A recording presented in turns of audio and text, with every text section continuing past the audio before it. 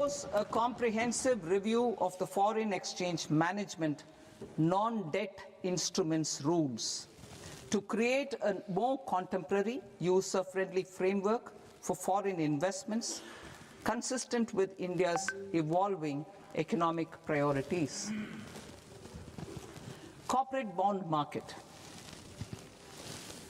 I propose to introduce a market-making framework with suitable access to funds and derivatives on corporate bond indices. I also propose to introduce total return swaps on corporate bonds. Municipal bonds. To encourage the issuance of municipal bonds of higher value by larger cities, I propose an incentive of 100 crore rupees for a single bond issuance. 100 crore rupees for a single bond issuance of more than 1,000 crore. The current scheme under Amrit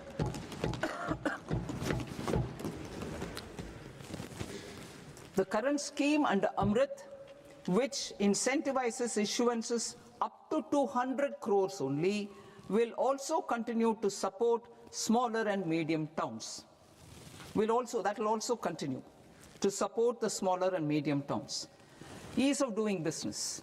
Individual persons resident outside India, PROI, will be permitted to invest in equity instruments of listed Indian companies through the portfolio investment scheme.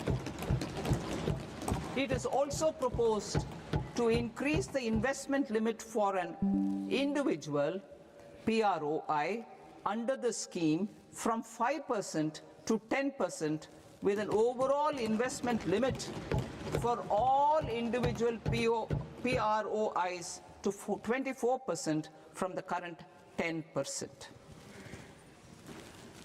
Emerging technologies including AI. 21st century is technology-driven.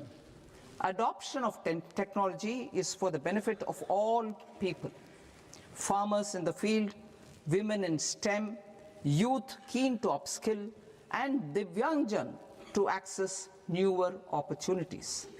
The government has taken several steps to support new technologies through AI Mission, National Quantum Mission, Anusandhan National Research Fund, and Research and Development and Innovation Fund.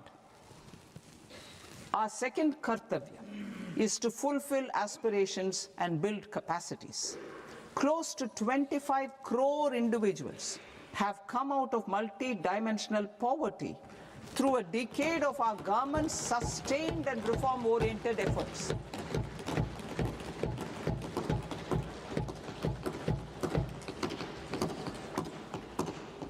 Our government has therefore decided to place a renewed emphasis on the service sector to provide a pathway to fulfilling aspirations of a youthful India with the following measures. I propose to set up a high-powered Education to Employment and Enterprises Standing Committee to recommend measures that focus on services sector as a core driver of Vikasit Bharat. This will make us a global leader in services with a 10% global share by 2047. The committee will prioritize areas to optimize the potential for growth, employment, and exports. They will also assess the impact of emerging technologies, including AI, on jobs and skill requirements and propose measures thereof. To create a range of skilled career pathways, a new range of skilled career pathways for our youth, I propose interventions in the following sectors. Health. Existing institutions for allied health professionals will be upgraded and new AHP institutions established in private and government sectors. This will cover 10 selected disciplines, including optometry, radiology, anesthesia, OT technology, applied psychology and behavioral health, and add 1 lakh AHPs over the next 5 years. A strong care system covering geriatric and allied care services will be built. A variety of NSQF-aligned programs will be developed to train multi-skilled caregivers, combining core care and allied skills such as wellness, yoga, and operation of medical assistive devices. In the coming year, 1.5 lakh caregivers will be trained.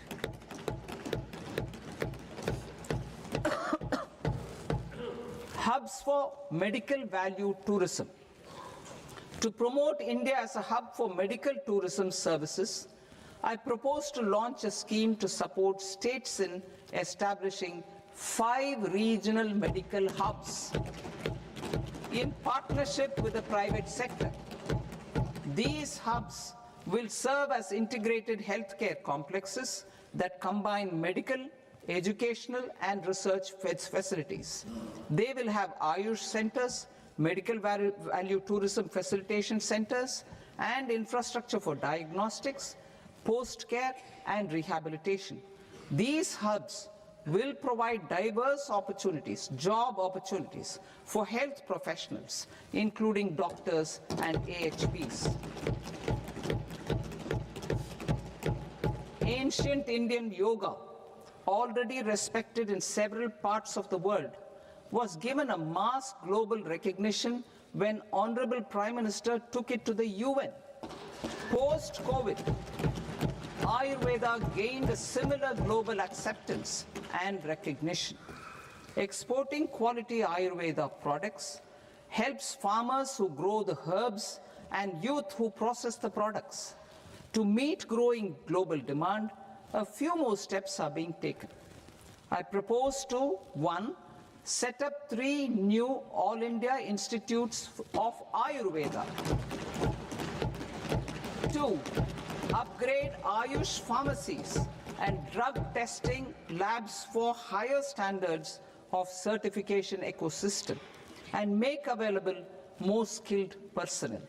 3, upgrade the WHO Global Traditional Medicine Center in Jamnagar to bolster evidence-based research, training, and awareness for traditional medicine.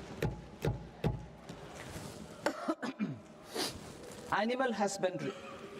Livestock contributes to close to 16% of farm income, including of poor and marginal households. To scale up availability of veterinary professionals by more than 20,000, I propose to roll out a loan-linked capital subsidy support scheme for establishment of veterinary and para-veterinary colleges, veterinary hospitals, diagnostic laboratories, and breeding facilities in private sector. Collaboration between Indian and foreign institutions will also be facilitated. Orange economy. India's animation, visual effects, gaming and comics sector, AVGC sector, is a growing industry projected to require 2 million professionals by 2030. I propose to support the Indian Institute of Creative Technologies, Mumbai, in setting up AVGC content creator labs in 15,000 secondary schools all over the country and 500 colleges. The Indian design industry is expanding rapidly, and yet there is a shortage of Indian designers. I propose to establish, through Challenge Route, a new National Institute of Design to boost design education and development in the eastern region of India. Education. Our government will support states through Challenge Route in creating 5 university townships in the vicinity of major industrial and logistics corridors. These planned academic zones will host multiple universities, colleges, and research institutions, skill centers, and residential complexes. In higher education, STEM institutions, prolonged hours of study and laboratory work pose some challenges for girl students. Through VGF, Viability Gap Funding and capital support, one girls' hostel will be established in every district.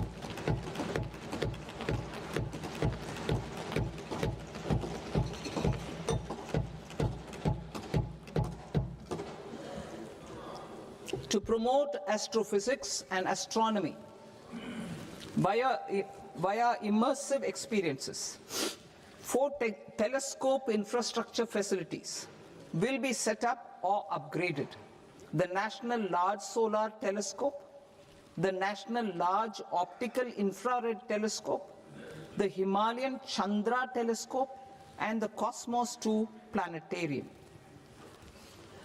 Tourism.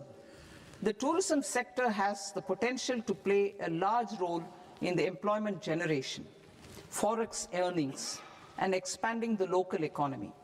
I propose to set up a National Institute of Hospitality by upgrading the existing National Council for Hotel Management and Catering Technology. It will function as a bridge between academia, industry, and government. I also propose a pilot scheme for upskilling 10,000 guides in 20 iconic tourist sites through a standardized, high-quality, 12-week training course in hybrid mode in collaboration with the Indian Institute of Management. A national destination digital knowledge grid will be established to digitally document all places of significance, cultural, spiritual, and heritage. This initiative will create a new ecosystem of jobs for local researchers, historians, content creators, and technology partners. India has the potential and opportunity to offer world-class trekking and hiking experience. We will develop ecologically sustainable mountain trails in Himachal Pradesh, Uttarakhand, and Jammu Kashmir. Also in Araku Valley in the Eastern Ghats and Podigai Malai in the Western Ghats. Turtle trails along key nesting sites in the coastal areas of Odisha, Karnataka, and Kerala. And 3 bird watching trails along the Pulikat Lake in Andhra Pradesh, Tamil Nadu. It's on the border. Under the visionary leadership of Honorable Prime Minister, we established the International Big Cat Alliance in 2024. This year, India is hosting the first ever Global Big Cat Summit, where heads of governments and ministers from 95 range countries will deliberate on collective strategies for conservation. Heritage and culture tourism. I propose to develop 15 archaeological sites, including Lothal, Dholavira, Rakhi Gadi, Adichanallur, Saranath, Hastinapur, and Leh Palace into vibrant experiential cultural destinations. Excavated landscapes will be open to the public through curated walkways. Immersive storytelling skills and technologies will be introduced to help conservation labs, interpretation centers, and guides. The sports sector provides multiple means of employment, skilling, and job opportunities. Taking forward the systematic nurturing of sports talent which is set in motion through the Khelo India program earlier, I propose to launch a Khelo India mission to transform the sports sector over the next decade. The mission will facilitate an integrated talent development pathway supported by training centers, which are foundational, intermediate, and elite levels. B, systematic development of coaches and support staff. C, integration of sports science and technology. D, competitions and leagues to promote sports culture and provide platforms. And E, development of sports infrastructure for training and competition. Our third Kartavya aligns with our vision of Sabka Saath, Sabka Vikas towards Vikasit Bharat.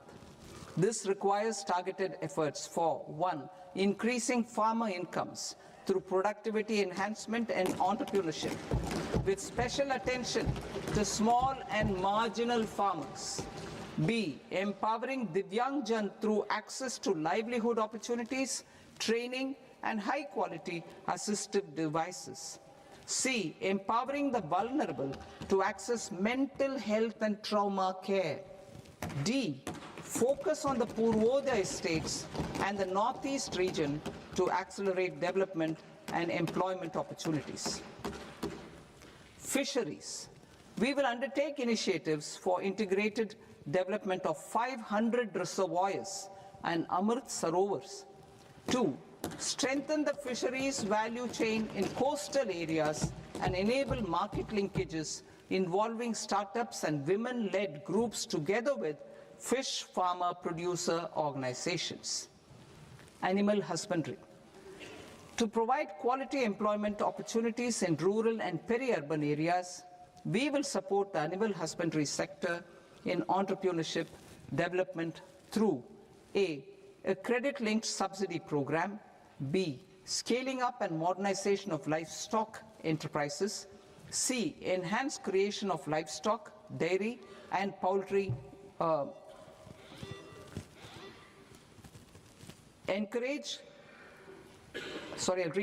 enhanced creation of livestock, dairy, and poultry-focused integrated value chains, and D, encourage creation of livestock farmer-producer organizations.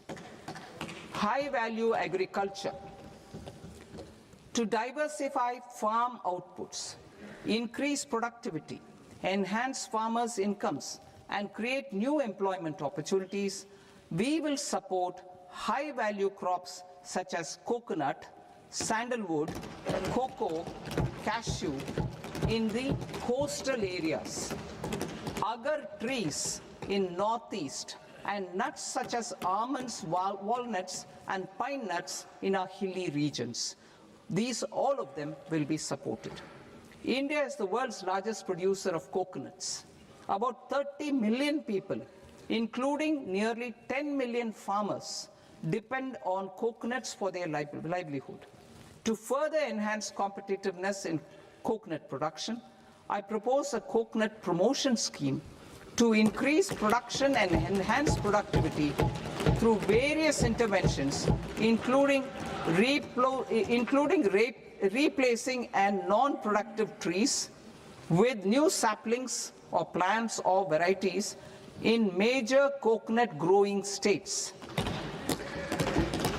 A dedicated program is proposed for Indian cashew and cocoa to make India self-reliant in raw cashew and coconut production and processing, enhance export competitiveness, and transform Indian cashew and Indian cocoa into premium global brands by 2030. Sandalwood. Sandalwood is closely linked to India's social and cultural heritage. Our government will partner with state governments to promote focused cultivation and post-harvest processing to restore the glory of the Indian sandalwood ecosystem, to rejuvenate old, low-yielding orchards, and expand high-density cultivation of walnuts, almonds, and pine nuts. We will support a dedicated program to enhance farmer incomes and in bringing value addition by engaging youth. Bharat Vistar. that is, virtually integrated system to access agricultural resources. I propose to launch Bharat Vistar, a multilingual AI tool that shall integrate the AgriStack portals and the ICAR package on agricultural practices with AI systems. This will enhance farm productivity, enable better decisions for farmers, and reduce risk by providing customized advisory support. She Marts for rural women-led enterprises. Building on the success of Lakpati Didi program, I propose to help women take the next step from credit-linked livelihoods to being owners of enterprises. Self-help entrepreneur, She Marts will be set up as community-owned retail outlets within the cluster-level federations through enhanced and innovative financing instruments. Empowering Divyangjan. Divyangjan Kaushal Yojana. Information technology, AVGC sectors, hospitality and food and beverages sectors often offer task-oriented and process-driven roles which are suitable for Divyangjan. We will ensure dignified livelihood opportunities through industry-relevant and customized training specific to each Divyangjan group. Divyang Sahara Yojana.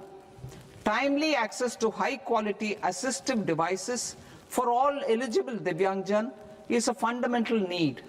I propose to 1. Support the Artificial Limbs Manufacturing Corporation of India, Alimco, to set up and to scale up production of assistive devices, invest in R&D and AI integration, strengthen PM Divyasha Kendras, and support setting up of assistive technology marts as modern retail style centers where Divyangjan and senior citizens can see, try and purchase assistive products.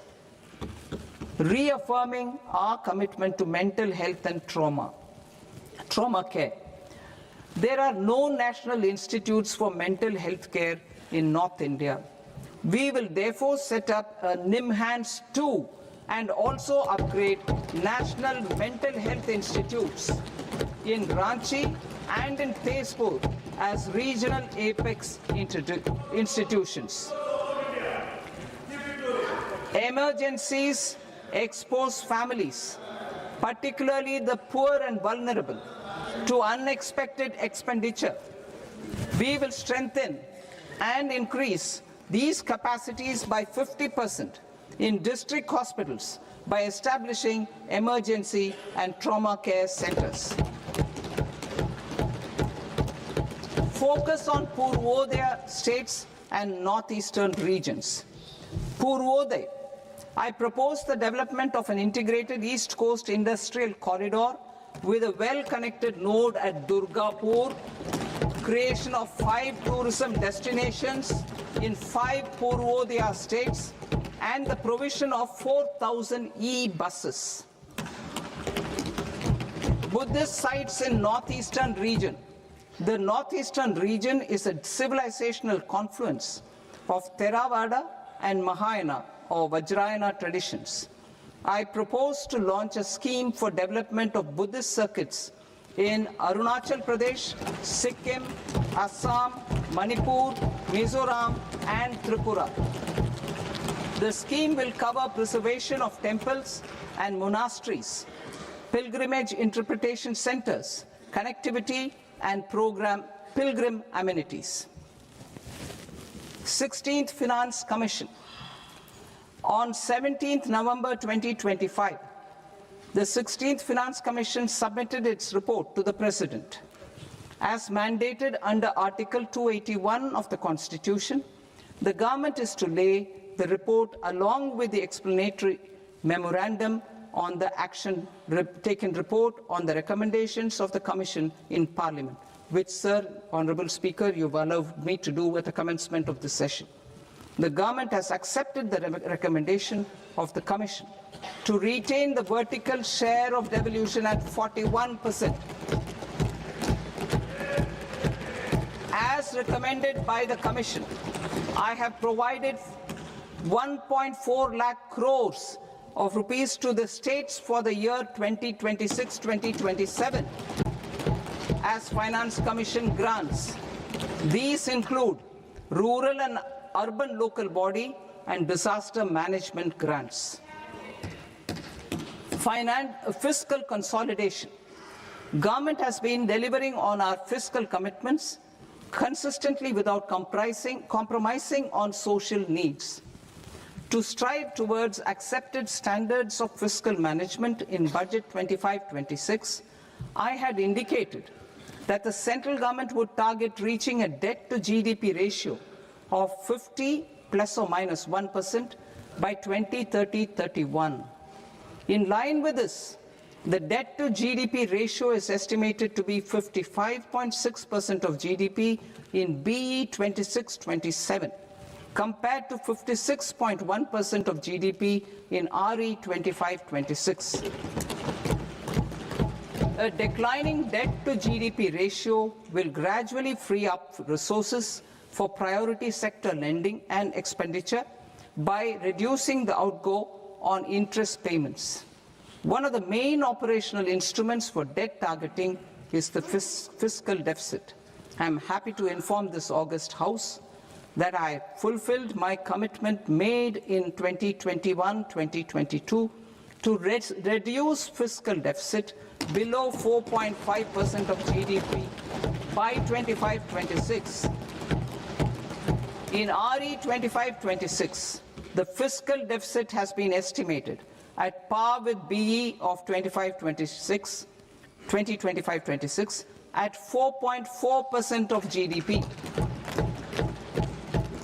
In line with the new fiscal prudence path of debt consolidation, the fiscal deficit in BE 26-27 is estimated to be 4.3% of the GDP.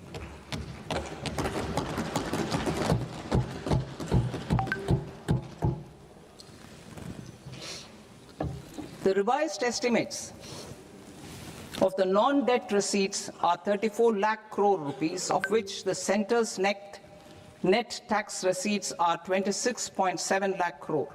The revised estimate of the total expenditure is 49.6 lakh crore rupees, of which the capital expenditure is about 11 lakh crores. Budget estimates 2026 to 2027. Coming to 26-27, the non-debt receipts and the total expenditure are estimated as 36.5 lakh crore and 53.5 lakh crore respectively. The centre's net tax receipts are estimated at 28.7 lakh crore rupees. To finance the fiscal deficit, the net market borrowings from dated securities are estimated at 11.7 lakh crore rupees. The balance financing is expected to come from small savings and other sources. The gross market borrowings are estimated at 17.2 lakh crore rupees. I'll now move to Part B. Part B, direct taxes.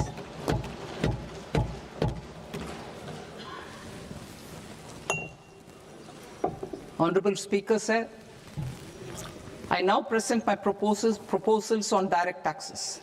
New Income Tax Act. In July 2024, I announced a comprehensive review of the Income Tax Act 1961. This was completed in a record time, and the Income Tax Act 2025 will come into effect from 1st April 2026. The simplified income tax rules and forms will be notified shortly, giving adequate time to taxpayers to acquaint themselves with its requirements. The forms have been redesigned such that ordinary citizens can comply without difficulty. Ease of living. I propose that any interest awarded by the Motor Accident Claims Tribunal to a natural person will be exempt from income tax, and any TDS on this account will be done away with. I propose to reduce TCS rate on the sale of overseas tour program package from the current 5% and 20% to 2% without any stipulation of amount. I propose to reduce TCS rate for pursuing education and for medical purposes under the Liberalized Remittance Scheme, popularly known as LRS, from 5% to 2%. Supply of manpower services is proposed to be specifically brought within the ambit of payment to contractors for the purpose of TDS to avoid ambiguity. Thus, TDS on these services will be at the rate of either 1% or 2% only. I propose a scheme for small taxpayers, wherein a rule-based automated process will enable obtaining a lower or nil deduction certificate instead of filing an application with the assessing officer.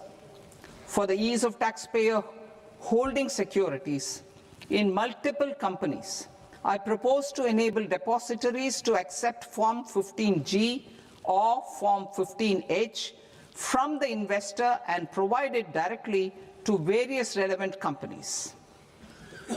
I propose to extend time available for revising returns from 31st December to up to 31st March with the payment of a nominal fee. I also propose to stagger the timeline for filing of tax returns. Individuals with ITR 1 and ITR 2 returns will continue to file till 31st July, and non-audit business cases or trusts are proposed to be allowed time till 31st August. TDS on sale of immovable property by a non-resident is proposed to be deducted and deposited through resident buyers and his or her PAN-based challan instead of requiring a TAN, which is a temporary accounting number. To address practical issues of small taxpayers like students, young professionals, tech employees, relocated NRIs, and such others, I propose to introduce a one-time 6-month foreign asset disclosure scheme for these taxpayers to disclose income or assets below a certain size. This scheme would be applicable for two categories of taxpayers, namely, A, who did not disclose their overseas income or assets, and B, who disclosed their overseas income and or paid due tax but could not declare the asset acquired. For category A, the limit of undisclosed income or asset is proposed to be up to 1 crore rupees. They need to pay 30% of fair market value of asset or 30% of undisclosed income as tax and 30% as additional income tax in lieu of penalty, and would thereby get immunity from prosecution. For category B, asset value is proposed to be up to 5 crore rupees. Here, immunity from both penalty and prosecution will be available with a payment of fee of 1 lakh rupees. Rationalizing penalty and prosecution. Multiplicity of proceedings are hindrance to the ease of doing business. I propose to integrate assessment and penalty proceedings by way of a common order for both. There will be no interest liability on the taxpayer on the penalty amount for the period of appeal before the first appellate authority, irrespective of the outcome of appeal process. Further, quantum of prepayment is being reduced from 20% to 10% and will continue to be calculated only on core tax demand.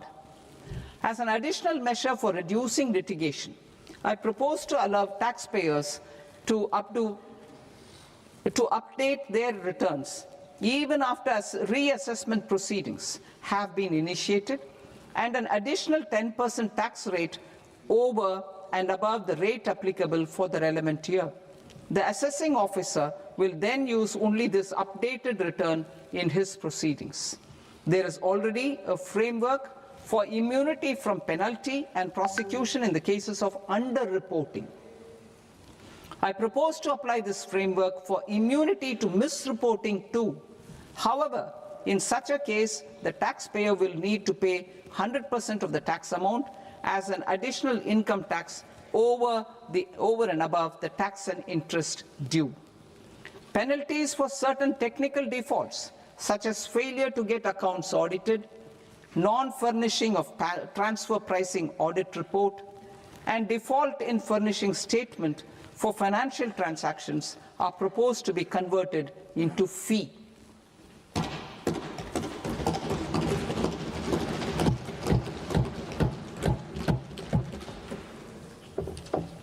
I propose to rationalize prosecution framework under Income Tax Act while maintaining a careful balance for deterrence in some serious offence. Non-production of books of account and documents and requirement of TDS payment where payment is made in kind are being decriminalized. Further, minor offences will attract fine only. The remaining prosecutions will be graded commensurate with the quantum of offence. They will entail only simple imprisonment with maximum imprisonment reduced to 2 years and power to courts to convert even those into fines. There is no penalty. There is no penalty presently for non-disclosure of non-immovable foreign assets with aggregate value less than 20 lakh rupees. I propose to also provide them with immunity from prosecution with retrospective effect from 1/10/2024.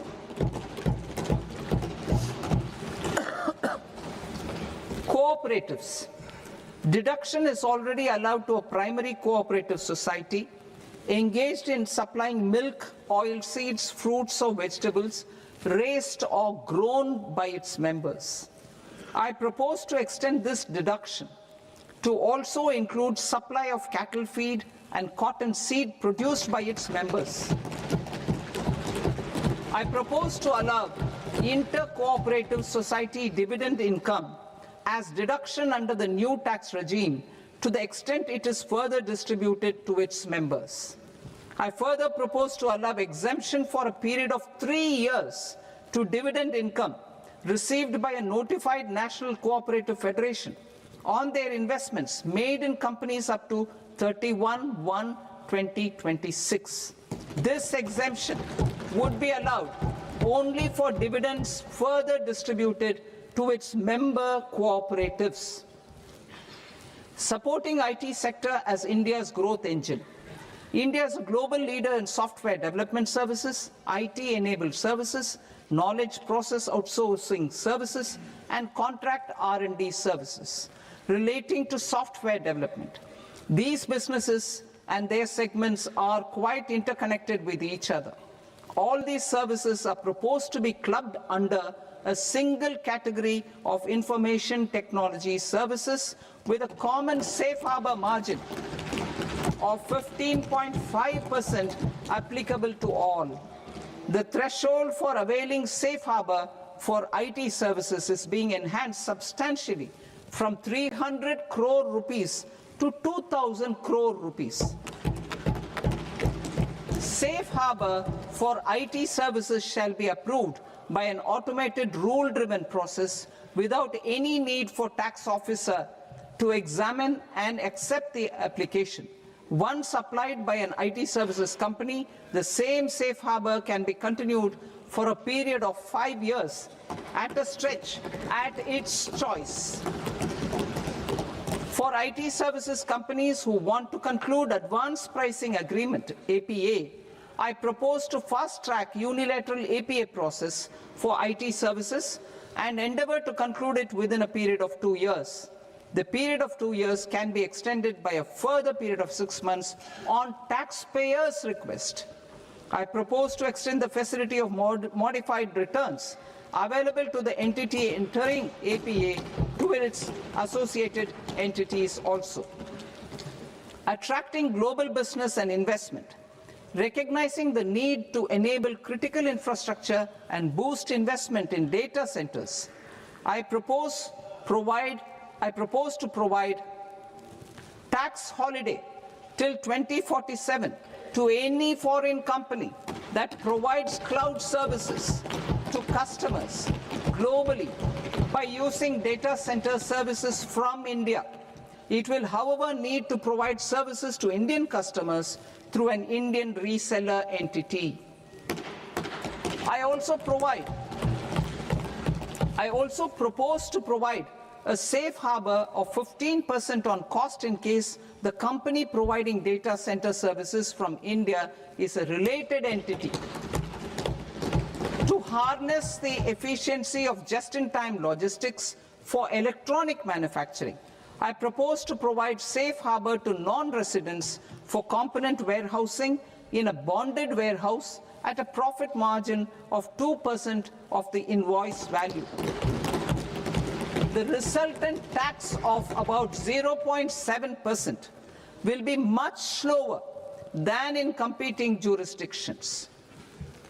To provide fillip to toll manufacturing in India, I propose to provide exemption from income tax for 5 years to any non-resident who provides capital goods, equipment, or tooling to any toll manufacturer in a bonded zone. To encourage vast pool of global talent to work in India for a longer period of time, I propose to provide exemption to global, non-India sourced income of a non-resident expert for a stay period of 5 years under notified schemes. I propose to provide exemption from minimum alternate tax, the MAT, to all non-residents who pay tax on presumptive basis. Tax administration.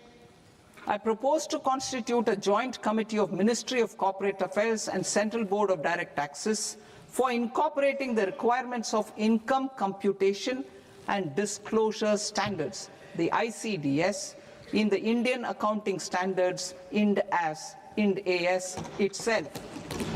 Separate accounting requirement based on ICDS will be done away with from the tax year 27-28.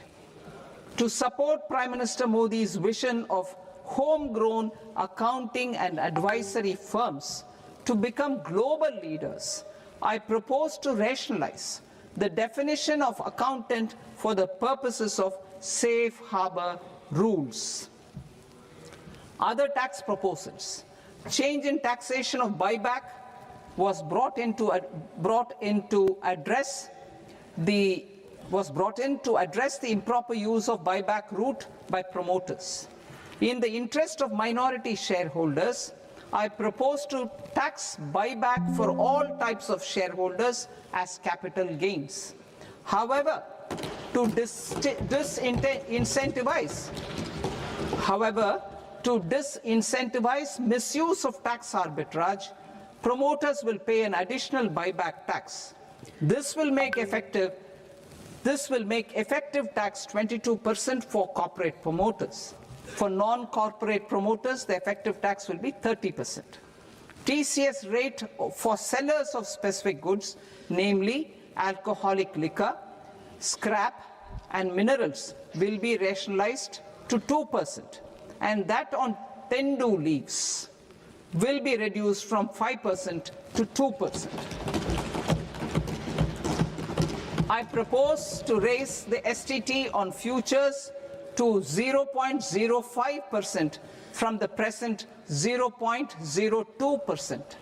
STT on options premium and exercise of options are both proposed to be raised to 0.15% from the present rate of 0.1% and 0.125% respectively. We reformed the taxation landscape for corporates in 2019 by providing them a simplified regime with lower tax rate so that they could productively focus on business rather than on claim of deductions and exemptions. To encourage companies to shift to the new regime, set off of brought forward MAT credit, minimum alternate tax credit, is proposed to be allowed to companies only in the new regime. Set off using available MAT credit is proposed to be allowed to an extent of 1/4 of the tax liability in the new regime. MAT is proposed to be made final tax, so there will be no further credit accumulation from 1st April 2026. In line with this change, the rate of final tax is being reduced to 14% from the current MAT rate of 15%. The brought forward MAT credit of taxpayers accumulated till 30th March 2026 will continue to be available to them for set-off as above. Indirect taxes. I shall now take up proposals related to indirect taxes. My proposals for customs and central excise aim to further simplify the tariff structure, support domestic manufacturing, promote export competitiveness, and correct inversion in duty. To continue weeding out long-continuing customs duty exemptions, I propose to remove certain exemptions on items which are being manufactured in India or where the imports are negligible. Similarly, to further simplify the process of ascertaining the rate of duty applicable on a particular item, I propose to incorporate certain effective rates in various customs notifications to the tariff schedule itself. I shall now take up sector-specific proposals. Promotion of exports of marine, leather, and textile products.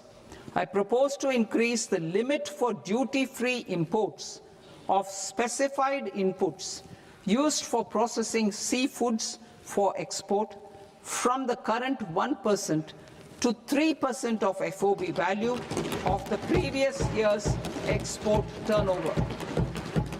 I also propose to allow duty-free imports of specified inputs, which is currently available for exports of leather or synthetic footwear, to exports of shoe uppers as well. I propose to extend the time period for export of final product from the existing 6 months to 1 year for exporters of leather or textile garments, leather or synthetic footwear, and other leather products.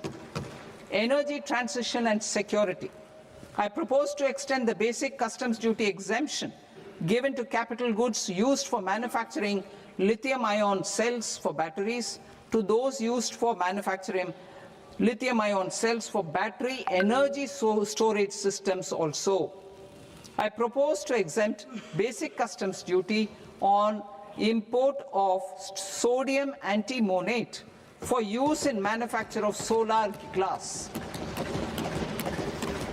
Nuclear power.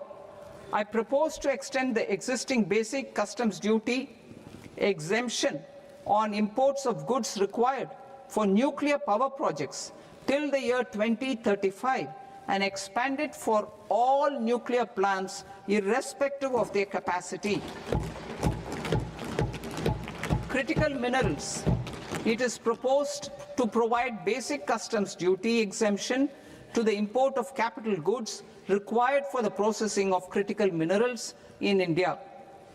Biogas blended CNG.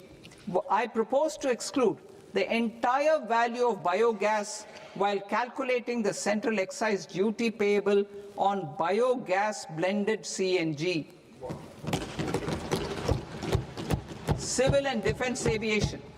I propose to exempt basic customs duty on components and parts required for the manufacture of civilian training and other aircrafts. It is proposed to exempt basic customs duty on raw materials imported for the manufacture of parts of aircraft to be used in maintenance, repair, or overall requirements by units in the defense sector. Electronics. To deepen value addition in the consumer electronics sector, I propose to exempt basic customs duty on specified parts used in the manufacture of microwave ovens. Special economic zone. To address the concerns arising about utilization of capacity by manufacturing units in the special economic zones due to global trade disruptions, I propose as a special one-time measure to facilitate sales by eligible manufacturing units in SEZs to the domestic tariff area at concessional rates of duty. The quantity of such sales will be limited to a prescribed proportion of their exports. Necessary regulatory changes will be undertaken to operationalize the measures while ensuring level playing field for the units working in the DTA. Ease of living. To rationalize the customs duty structure for goods imported for personal use, I propose to reduce the tariff rate on all dutiable goods imported for personal use from 20% to 10%. To provide relief to patients, particularly those suffering from cancer, I propose to exempt basic customs duty on 17 drugs or medicines. I propose also to add 7 more rare diseases for the purposes of exempting import duties on personal imports of drugs, medicines, and food for special medical purposes used in their treatment. Customs process. India's role and share in the global trade is poised for a major leap in line with our ambition and journey towards Viksit Bharat. In this regard, I propose many measures for custom processes to have minimal intervention for smoother and faster movement of goods and greater certainty to the trade. Trust-based systems. I propose to enhance duty deferral period for Tier 2 and Tier 3 authorized economic operators, known as AEOs, from 15 days to 30 days. I propose to provide eligible manufacturer importers the same duty deferral facility. This should encourage them to get themselves accredited as a full-fledged Tier 3 AEO in due course. To provide greater certainty and for better business planning, I propose to extend validity period of advance ruling binding on customs from the present 3 years to 5 years. In the spirit of the whole of government approach,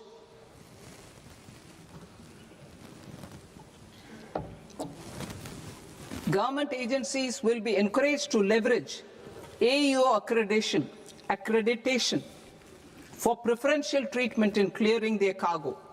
Regular importers with trusted long-standing supply chains will be recognized in the risk system so that the need for verification of their cargo every time can be minimized.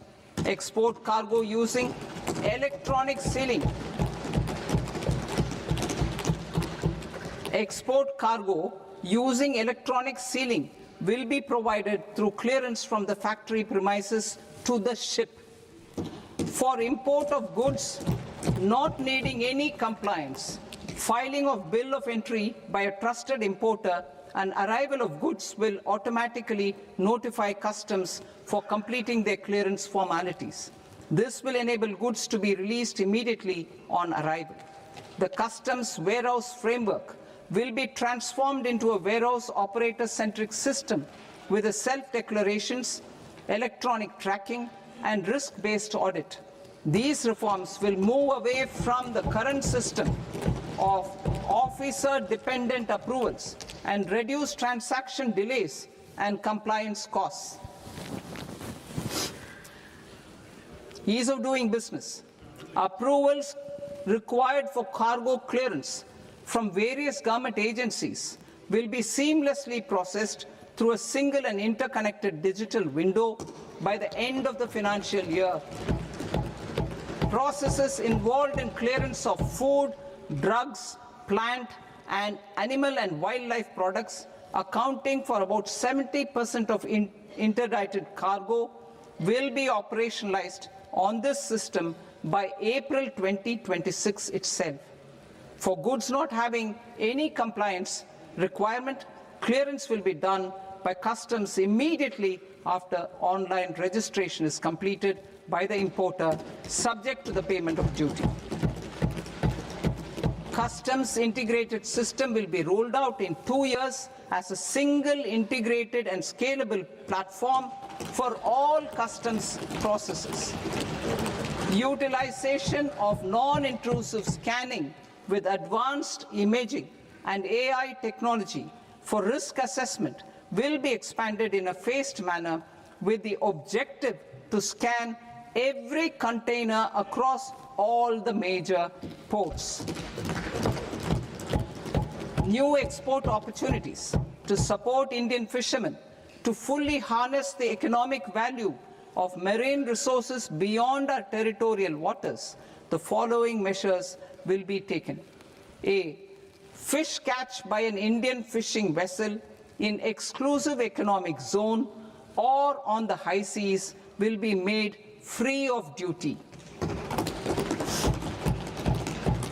Landing of such fish on foreign port will be treated as export of goods. Safeguards will be put in place to prevent misuse during fish catch, transit or transshipment. To support aspirations of India's small businesses, artisans and startups to access global markets through e-commerce, I am pleased to announce complete removal of the current value cap of 10 lakh rupees per consignment on courier exports.